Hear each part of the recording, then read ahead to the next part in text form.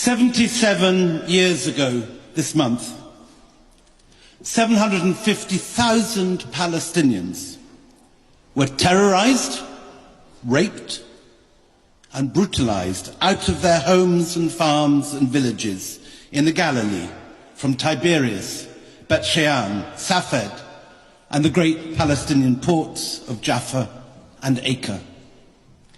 They were driven out with napalm and machine guns and machetes, and forced to flee from their olive trees onto the barren sand dunes of Gaza, where they remain. At the end of 1948, less than 15% of Palestinians remained where they had always lived.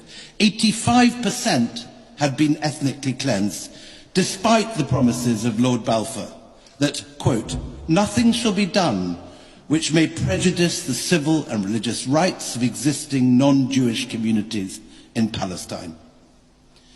The Nakba happened because the politicians of this country enabled it. They enabled it with the Balfour Declaration, and they enabled it with 30 years of British colonial rule in Palestine, during which the indigenous inhabitants were disarmed and their leaders arrested and sent to prison camps outside the country.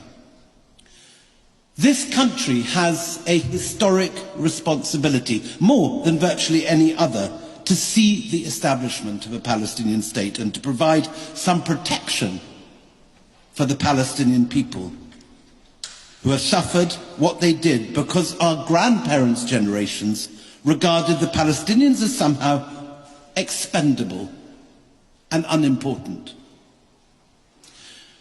You might have thought that this shameful history would galvanize our government to atone for past mistakes and make good for past failures.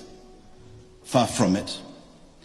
For our leaders do not know the history of the sufferings of the Palestinians because their story is not taught in our schools. The BBC is too frightened to tell their stories in documentaries or news bulletins. The British people are not taught the dark history of our responsibility for this mess. Instead, we as a country still provide diplomatic cover for Netanyahu's extremist administration, which has made its intentions entirely clear. Smotrich, Netanyahu's finance minister, said last week on television, Gaza will be entirely destroyed and its population will leave in great numbers to third countries. Yet this government has done nothing. It is complicit with the most public and visible of war crimes.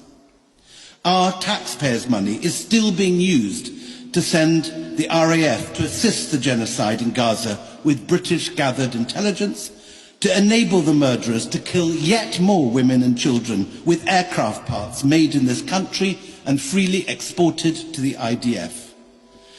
Shamefully, more weapons for the IDF have left Britain under Starmer than under the Tories. At this moment, 500,000 Palestinians are facing starvation. 1 million others can barely get enough food. Human Rights Watch has said that Israel's blockade has transcended military tactics to become a tool of extermination. But you cannot suppress the truth.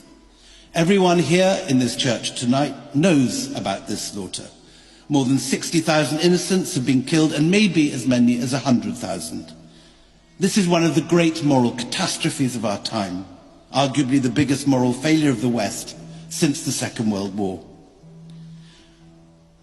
There is darkness all around us as we wake every morning to see images of yet more slaughtered innocents on our phones. It sometimes feels like this darkest of nights will never end. Yet it is in that darkness that we dream best. And our dreams are not fantasy, they are an urgent reality. We dream of justice and freedom and dignity and decency and human rights. We dream of a world where Palestinians are not burnt alive in their tents. We dream of a world where they are not herded like cattle from refugee camp to await their final slaughter. We dream of a Palestinian state supported by our government, where Palestinians can live in safety and without fear. We dream of freedom for Palestine.